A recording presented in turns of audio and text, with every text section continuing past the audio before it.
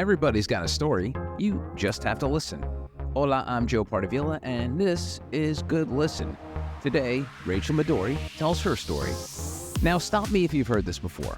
Have you ever met an adult performer turned sommelier turned entrepreneur? Good. But that only describes a small part of Rachael's life. She's also a suicide prevention advocate, activist, and survivor. So how's she done all that before the age of 31? Let's get into it. Hey, Rachael, welcome to the podcast. Hi, thank you for having me. You're very welcome, and thank you for taking the time to talk. And man, what an incredible life you've lived.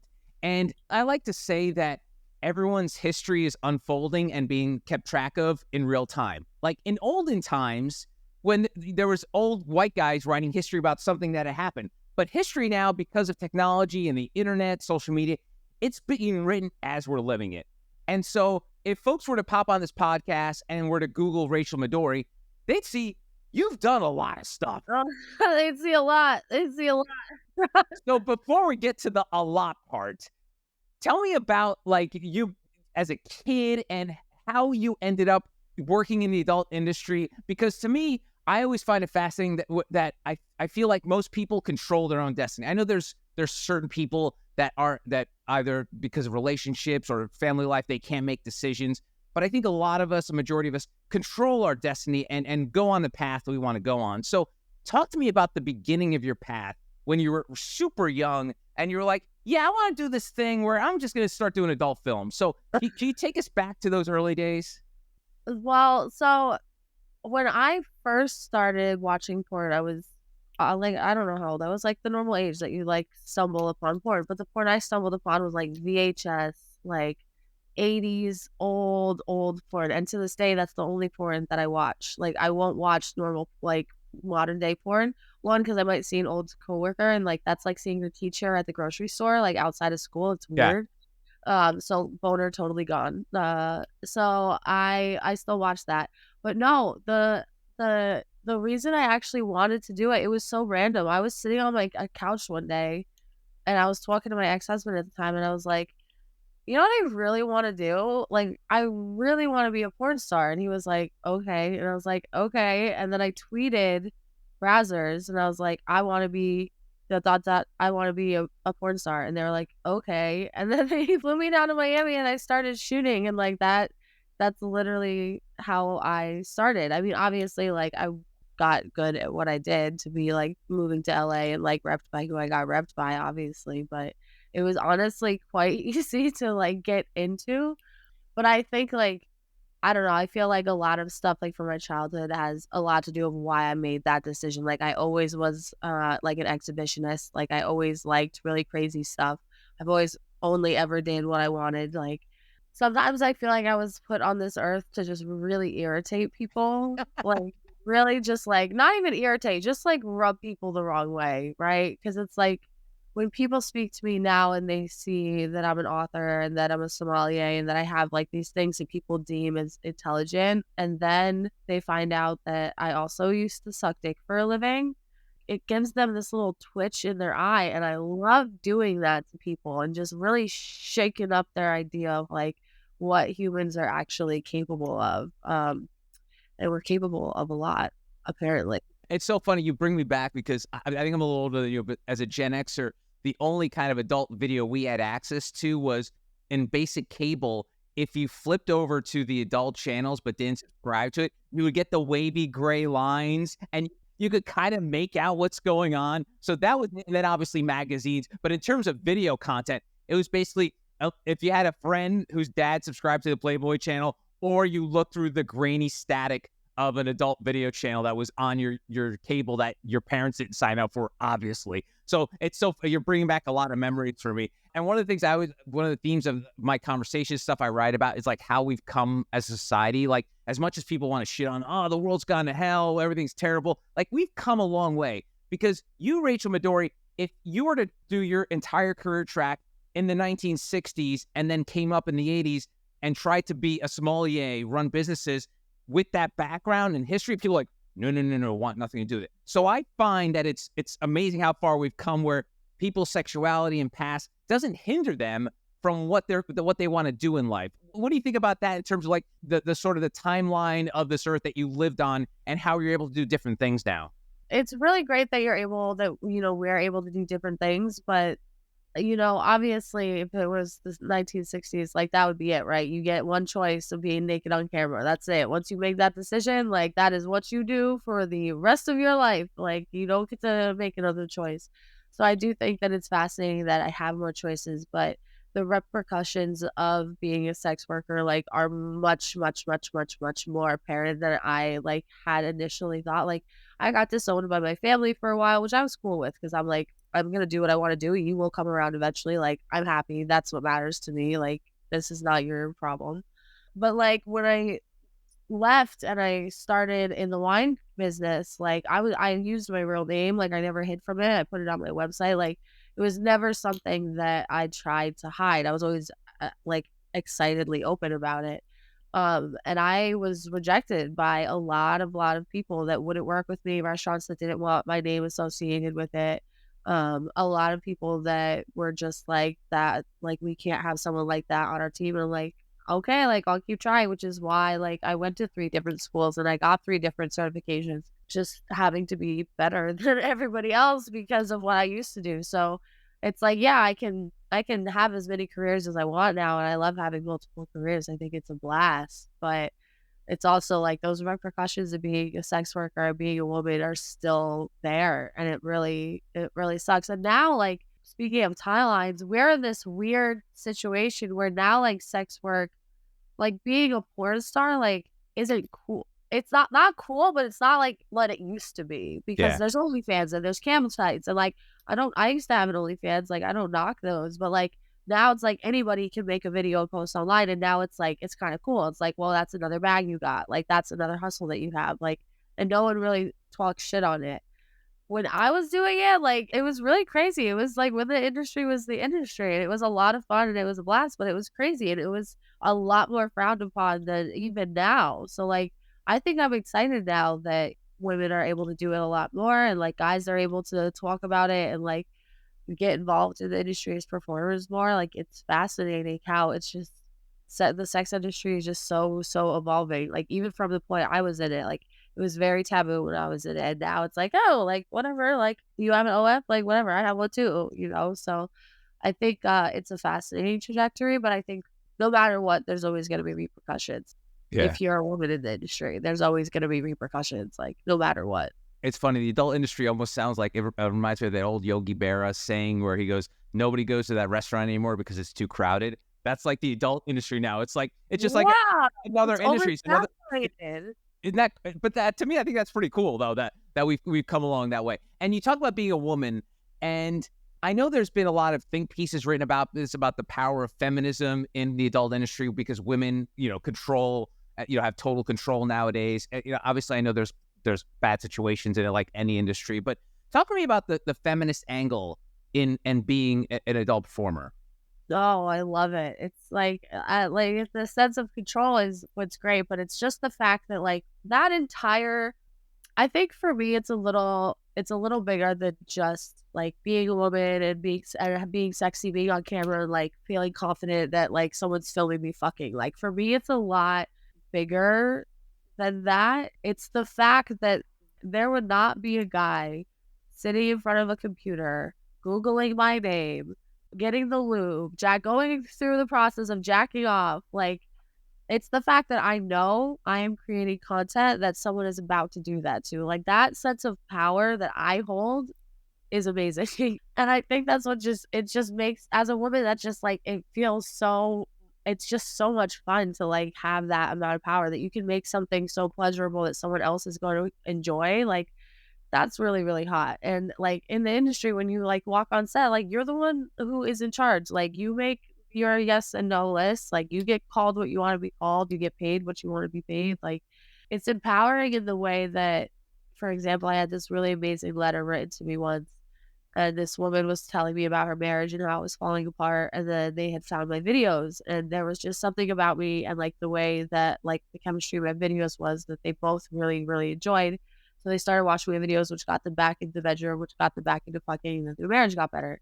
the kind of shit I want to do. Like when a woman watches my videos, like that's the kind of content I want to make. I want to make something dirty, something sexy, something fun, and like something that someone's gonna enjoy. And I don't think a man could make something that fun. Like I don't really like yeah, they're in it, but like they're not the point of it. Like Right.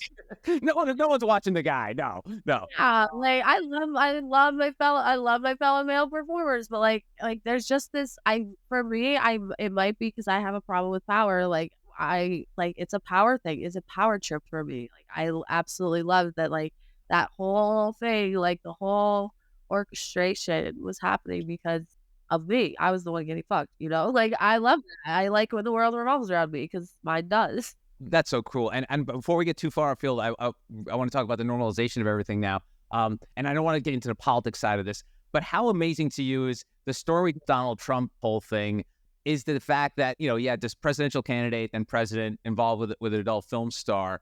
Everyone, whether it's because of the cult of politics or everything like that, is in a super, super conservative, sort of Christian-driven political party. It's like, yeah, it's all right. Like, I get it. They're like, I get it. to you, isn't that amazing though? Because you came up through the ranks of you had like hardcore Christians, saying blasphemy, this is the work of the devil, and now it's like, yeah, that's not so bad.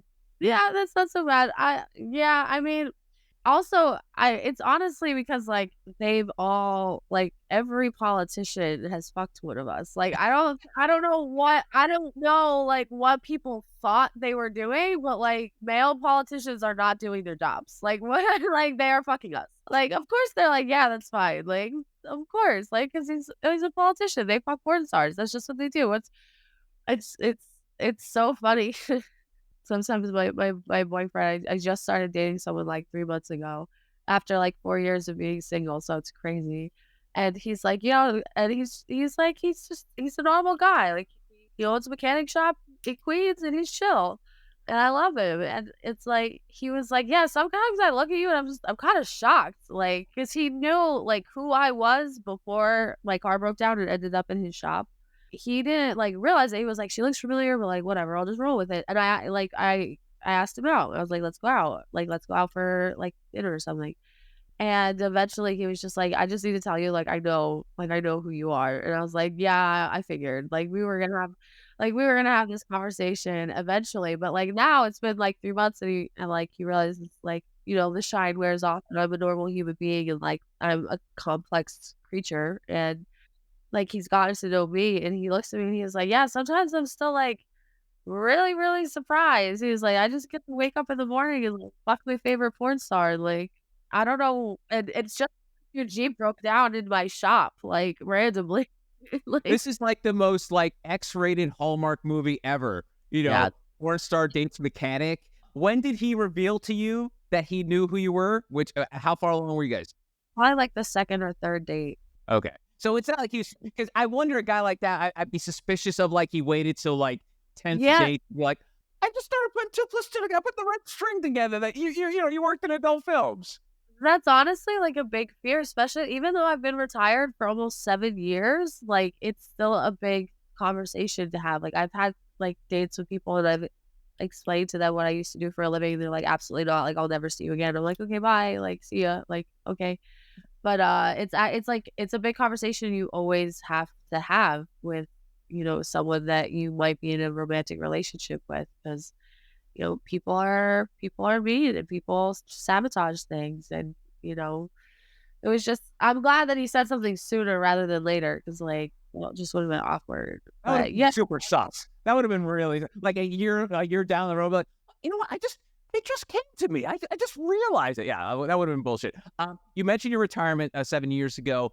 Can you take us back to that? What was the driver behind it? What made you make that decision?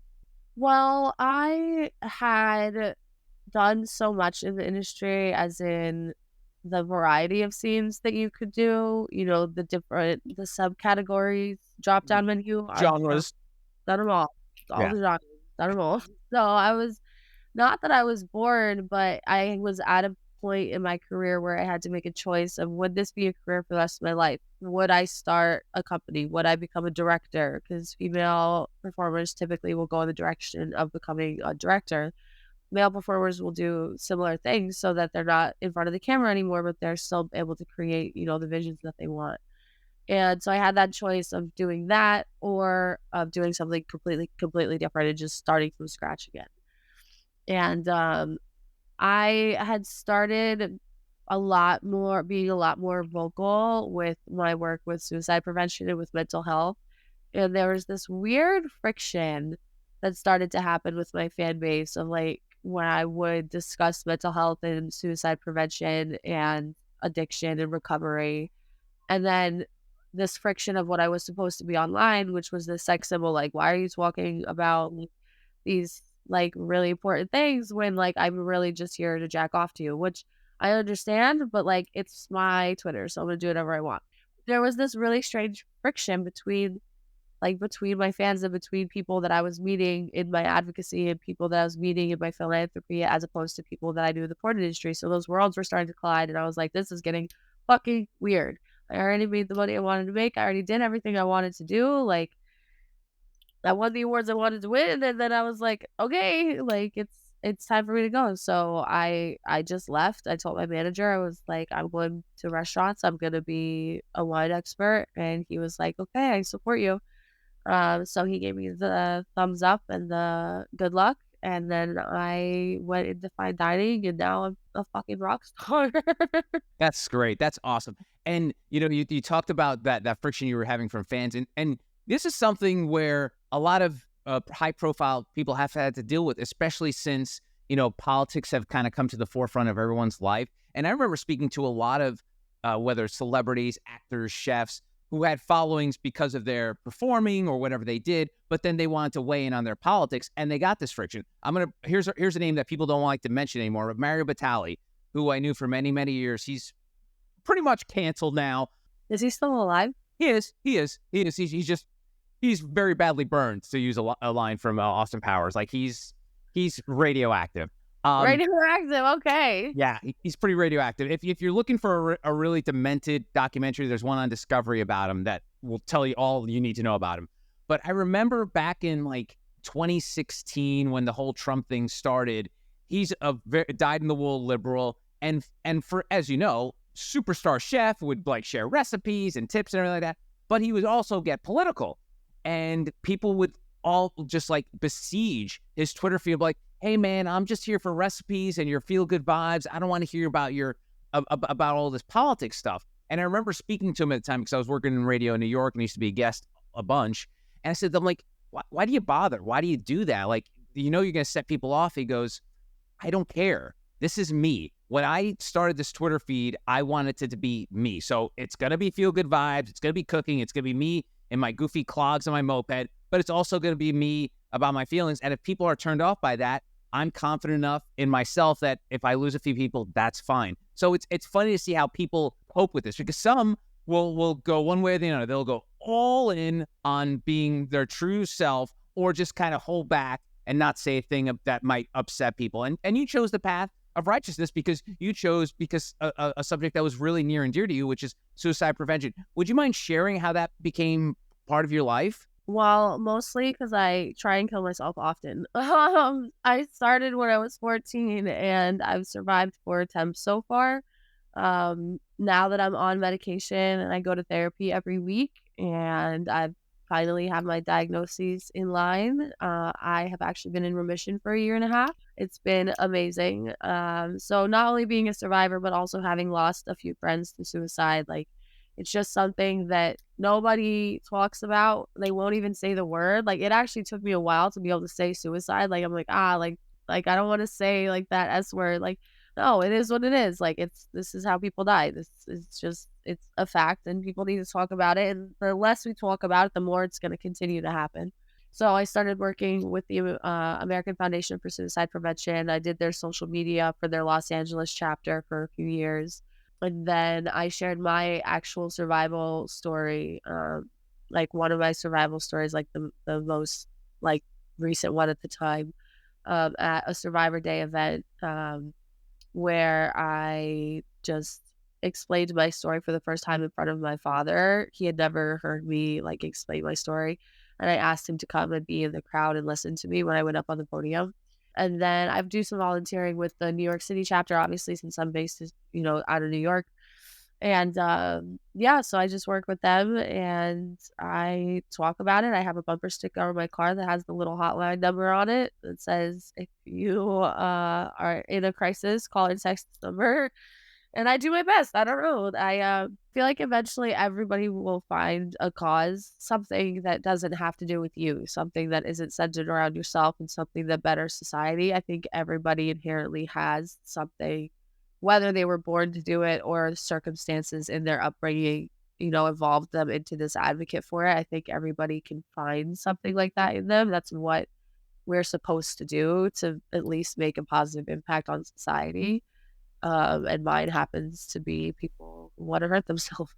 I feel like one thing we don't do very well in society these days is nuance. Like we all want black and white answers. Like I'm sure the question when you were going through your struggles early on is why? What's the why? And then obviously you living your life, you're like, I don't have a single why. So can you talk to me about the nuance when it comes to suicide prevention? Because I think people feel like they want to, and this is something I've railed against for years now, is like we're in this check the box mentality. Do you feel good today? Yes. Do are you happy the sun came up? Yes. And Yeah. life is not like that. So talk to me about the nuance in terms of handling suicide prevention and maybe like your journey that you took to get there, like in terms of like finding out the why of why you were going through this. It was really, there were two different instances. There were instances where I was having an episode in which I couldn't stop what I was doing. I don't know how to explain it. It's like being blackout drunk, but you're understanding what's going on. Like you remember everything. Like you don't have control of your body, but you're doing the action. And that was a side effect of my bipolar and my mania and like having like psychosis. And which is why I am now in remission because I haven't had a manic or psychotic episode in almost 2 years. Um, so there's that, which is like unexplainable. That's like the only explainable thing is like literally my brain is broken. Like sometimes it just breaks and I just jump off a bridge. But the other part was, this was before I stopped drinking because I stopped drinking a year ago, which was probably the biggest life-changing thing I've ever done. Like stopping that was bigger than stopping crack or getting divorced. Like alcohol was actually killing me more than any of the other things that were killing me, but it was sneaky, but because I was drinking so heavily, I was so emotional all the time, and I was so emotional because I was bipolar and I had borderline personality disorder, so I mixed that with alcohol, and then I would just get this overwhelming, like one of the side effects of borderline personality disorder is like this fear of abandonment. So I would have this overwhelming sense of loneliness and then I would add alcohol to that. So it's just adding fuel to the fire. And it would be such a deep sense of loneliness to the point where it was more painful, the idea of existing and being so alone, than to just like be like, okay, like curtains, like just cut it out. Like this is not worth it anymore, like at all. Which is why I think, people are like, well, why, and then I'll even try and explain this like unexplainable loneliness to where being dead is actually less painful than being alive, which makes it your only choice is to die because you can't survive that amount of pain that you're in, emotional pain. One, I think it's hard for people to understand that emotional pain can be that physically painful. And two, I think then people will be like, well, you have so and so, you have your dad, who I'm very close with, you have your baby sister, who is my best friend, you have your boyfriend, you have your whatever, ex-husband at the time. Like, you have these people. Why would you feel so alone? I don't fucking know. Maybe because my dad left when I was born and he didn't come back until later. Like, maybe because my mom was never a mom. Like, maybe because I was a drug addict by the time I was 18. Like, I don't know why my brain's broke, but it's been broken for a very, very long, long time. And now, I'm going to be 31 in a couple weeks. I have just fixed it. So now it's like 0 to 30 was like, and 30 to onwards is like actual, like substantial foundation and substantial success. And actual tangible things that I've learned and earned and built, that haven't fallen apart because I am sober and because I am on medication. So when it comes to suicide, that's why it's just so complicated, because even now, like, as successful as I am, I still have episodes where, like, I really, really wanna hurt myself, and it's not as bad as it used to be because, I have my toolbox of things that I can utilize to calm down and, phone a friend and, like, call a hotline, talk to my sponsor, but I have built all of these support systems that I didn't have before, and when you don't have those support systems and you're going through a crisis, someone asking why, "Oh, why do you wanna kill yourself?" That's a dick move, you know what I mean? Like, it's like, why would you ask someone that? Like, the best thing you can do for someone who wants to kill themselves is to, 1, get them to a hospital, and 2, tell them that they're not alone and just stay with them. Like, just stay. I remember there was one instance where I had a friend of mine where, not even a friend, a very loose acquaintance that I had somehow through the grapevine got someone heard that she was suicidal, and somehow it got to me, and I had no idea who this person was, but I got the address and I Ubered there and I just stayed with them all night, brought them to the hospital, stayed with them in the hospital, got them their psych eval, they got out, they got their own plan. We went our separate ways, but I just stayed with them, and that was really all you could do. Wow. You were nice enough to share some feedback of your adult work earlier. What kind of feedback have you gotten from folks in your activism work? I mean, do you get notes, DMs, notes from people saying, what you've done has meant so much to them?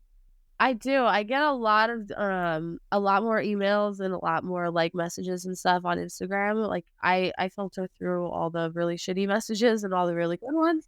But yeah, the nicest ones is just when, it's when, like, someone younger is like, "Hey, like, I really thought, like, I was alone and, like, I thought that nobody else felt this way, but, like, you're really open about it, and I didn't think that, like, someone like you who, has everything that they have," which I don't know why people keep saying that, 'cause shit's really hard out here. But, it's more when I can make an impact on someone a lot younger, because I went through all my hell when I was a teenager. I went through, like, the probably the worst some of the worst of the worst when I was very, very, very, very young. Like, whenever, like, I get an email like, "Hey," like, and these are people who, like, don't even know that I did porn. Like, they only know me through meeting me at, like, Vans Warped Tour, meeting me at Bamboozle, or, like, meeting me at any of the, like, younger, like, music festivals I go to with, like, the suicide prevention booth. That's just cool to be able to, like, to be cool to a kid is cool. Like, for them to be like, "Ah, like, you really, like, you at least let me know, like, it's survivable." Like, "You let me know, like, I can survive this, I can make it, like, way past how old I." I'm like, "Fuck you, guys." Like, you're not, like, when I have public speaking with, like, high schoolers, they're like, "Oh, so we can survive this." I'm like, "I'm only 30." Like, I'm not, like, a 90-year-old, like, suicide survivor, like, who was their whole life. That's so good. Speaking of Instagram messages, before I move on to what you're doing today, and you mentioned earlier how all politicians have been to it with an adult star. Can you share one of the most random DMs or messages you might have gotten someone from maybe high profile or someone who's like seemed very successful and like, what's this guy doing sliding into my DM? Is there anyone you could share? I can't disclose. Well, could you? All right, not I can't names, but can you disclose. say like what kind of job they had or something like that? Just like paint a picture like who this person might have been. They may have been a very famous rapper in the late 2000s. Okay, and slipped into the DM. Yeah. Tell me about a rapper's DM slippage. Is it polite? Is it debonair? Is it direct? How does that usually work? I think it's always polite. Okay. It's polite, it's nice, it's, like, who doesn't wanna fuck a rapper? Like, anyone who says that they don't want it was lying. Like, that's just a blast. Like, of course. So did you take them up on their offer or no? Yes, I did.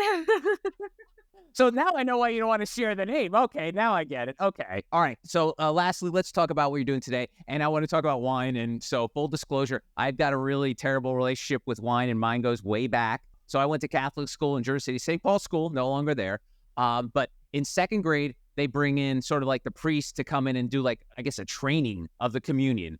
the priest comes in, walks us through the whole thing. It's almost like a rehearsal in class for the communion. So we all get up to take the bread, and he's saying, "This is the bread of the body of Christ." I don't remember what the dialogue was. So we sit down, and then he goes, "All right, now we're gonna do the blood of Christ, the wine." So he takes out the big, I guess his Juan Carlos, whatever cheap wine they use at the church. I want to know what they use. I don't know.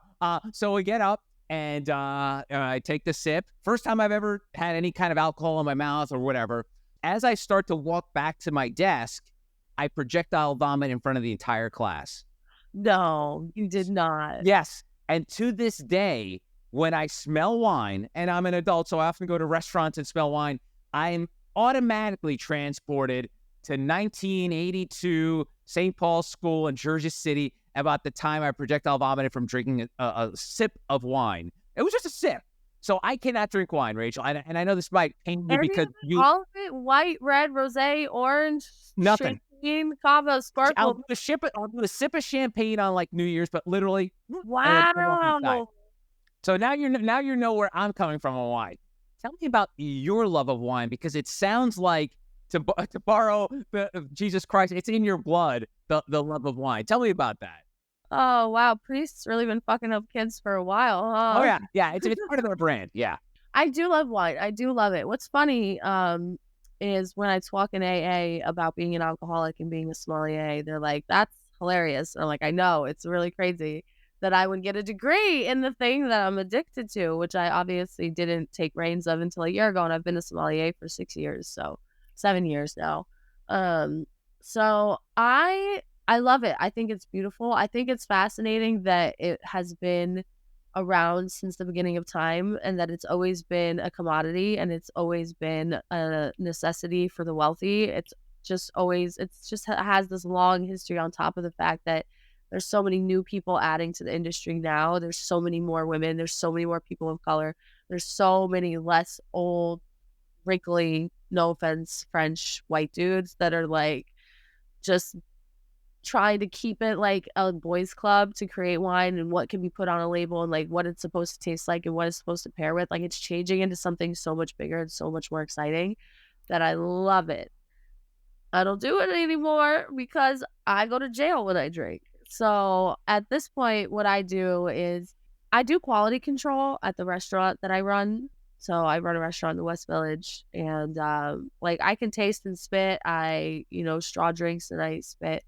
It doesn't bother me none. Anybody in AA would say I'm crazy, but at this point, like, the life that I've built being sober has been so rewarding that I wouldn't risk it by like actually starting to drink again, whether it be because of my job being surrounded by alcohol or not.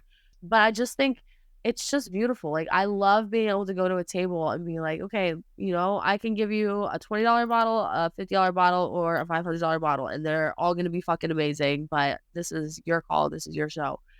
And being able to tell a story about it, how somebody thousands of miles away put their literal blood, sweat, and tears into something that you're going to drink and get drunk and enjoy and possibly fall in love that night, or go have a crazy memory with your best friend in the city, or see the stars differently for the first time because you're a little lit off this tiny grape from Bolivia. Like, that's beautiful. And I love it. And studying it was really fascinating. I love that it's not just the service studying it, but the etiology and the viticulture and how they grow and how they survive in really crazy environments. I feel like I would always like compare myself to a grape. I'm like, I can survive in the harshest of environments, because grapevines actually need very harsh environments to thrive, like wind, lots of wind, not so much water. Like, and I was like, I'm a grape, like, I'm doing great. I'm aging like fine wine. But it's fascinating and I love it. It's an unfortunate sidestep that I have chosen not to be a sober sommelier, and I've just chosen to run restaurants instead and help build my own bar thing. Yeah, tell me about that. Tell me about now the making something, because obviously you've been part of industries, but now you're making something. Well, tell me about what you're making. I'm fucking terrified, man. I'm making a mocktail cannabis bar, so a 0% ABV bar that has classic cocktails like sours, old fashions, martinis, spritzes, sparkling wine that's all been infused with locally made cannabis tincture from upstate New York. So you have a choice of every beverage to get a 5 milligram, a 10 milligram, or a 35 milligram drink. It is essentially an edible, so you really shouldn't consume that many if you're going to get 35 milligrams. But it's called The High End, and you can read about it at thehighend.org. And I'm having my first event on my birthday on March 8th and on International Women's Day, where I'm launching like the first bar with the first cocktails that I've ever curated to make into cannabis cocktails with no alcohol. And I'm using all dealcoholized alcohol. So I'm using bourbon that's been dealcoholized, tequila that's been dealcoholized, sparkling wine that's been dealcoholized. So it all tastes like it. It just doesn't have the booze behind it. That also being the idea that I like to find spaces where I can hang out where it's not booze centered so I can still have a good time. I'm Cali sober, so as long as there's weed, I'm having a fucking time of my life. And then I'm gonna do a summer pop-up and then a fall pop-up and then a winter pop-up. And we're gonna see where it goes. But I do plan on opening a brick and mortar location, which is why I named it The High End, because that's a cool ass name for a brick Great and name. mortar cannabis bar. Yeah, no, that's awesome. And it's so funny. My day job, I produce and consult business podcasts, and I have this running joke with any entrepreneur. I say, "You're all fucking nuts. Like, to be an entrepreneur, you have to be crazy." And you own it. You're like, this is crazy, but I think that's part of successful entrepreneurs owning their crazy. That this is something that they feel like the world needs. And listen, I think people have tried counting you out your entire life, and you're still standing, and you're still doing your thing. You're still doing what you want to do. So, I mean, you're on the right track. It sounds like. I'm hoping so. I feel like people always say, it looks like I have a lot of, like, I have myself put together and I have a lot of things figured out and everything seems great. And I know that's because social media is curated and it's all bullshit and all that. But I try and be as honest and open as I can on there. But despite that, it's also not everyone's business what I'm going through. And I do like to just succeed, and I don't really have to show everybody my failures anymore. But I really do agree that you have to be crazy, because it looks like I have all my shit together, but I do not know what's going on. Like, I'm just like, this sounds great. I want this. I'm going to manifest this. This is what I'm going to have in 2 years. Go, go, go, go, go. Like, just crazy. Like even this pop-up, I was just like, you know what? I'm going to have a cannabis bar. Have I ever done something like that before? It was crazy for me to have to and I'm doing this all alone, paying for all of it alone. Like, I'm coordinating like a chef for Password Germs and then the DJ to come and then to deliver the tables at the right time. And I had to hire bartenders and servers, and then I had to train them on how to make the cocktails. I had to make and curate a cocktail list. But then I was like, oh shit, like, I need branding. So I had to make a logo with my big sister, who's an artist. And then I had to get all this shit, like, logo and branded and printed and stuff. I was like, I have no clue what I'm doing. But I was like, what would I want it to look like if I walked into something really fucking cool? Like, just really, like, you want to hang out there all day, like all night, like, so that's what I'm trying to do. And I just rolled with it and fucking, I'm terrified. Everyone keeps asking, like, hey, it's a couple weeks away. How you doing? It's a couple weeks away. How you doing? I'm like, I'm so scared. I have no idea what's going on, but I have this feeling that it's going to all work out because I have tried so fucking hard, even though it's crazy. That's so great. And if folks want to get in touch with you, slip into your DMs, where's the best place to find you and connect with you? So definitely my website, like, definitely please read it. I work really hard on keeping that accurate and keeping it up to date about what's really going on in my life. So that's www.rachelmadori.com. Then I am most active on Instagram at Rachael Madori, but that's also my Twitter, or my X, whatever the fuck people are calling it these days. I have a Threads, but it's the same thing. Everything is Rachael Madori. And then you can potentially watch my public stories on Snapchat, where I'm the silliest, but I have actually never on a podcast given out my Snapchat. But it's R Madori, and that is where I am literally the most authentic that I am.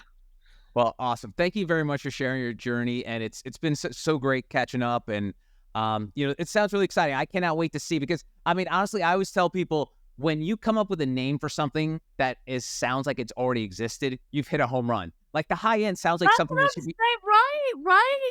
It's a thing. I had to Google it, so I was looking up like trademarks, copyright. I was looking up LLCs. I was looking up so much shit because I was like, there's no way this doesn't exist already. Yeah, I mean, my book is called Good Listen, and the podcast is called Good Listen, and I was like, no one's ever used Good Listen? I mean, that seems like an obvious thing, but hey, listen, I'm only expecting great things from you in the future. You've lived such an amazing life. You've lived multiple lives, and I'm looking forward to it, so thanks again for the time. Thank you. I love catching up, and this was a blast. And that's today's Good Listen. I'm Joe Pardavila. You can always connect with me on X, LinkedIn, and Instagram at Joe Pardavila or TikTok at jpardavila.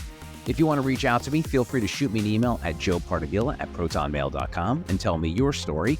Lastly, it would be awesome if you could please leave a 5-star review on Apple or Spotify and hit subscribe so you don't miss any new episodes. Thanks for listening. Until next time, adios.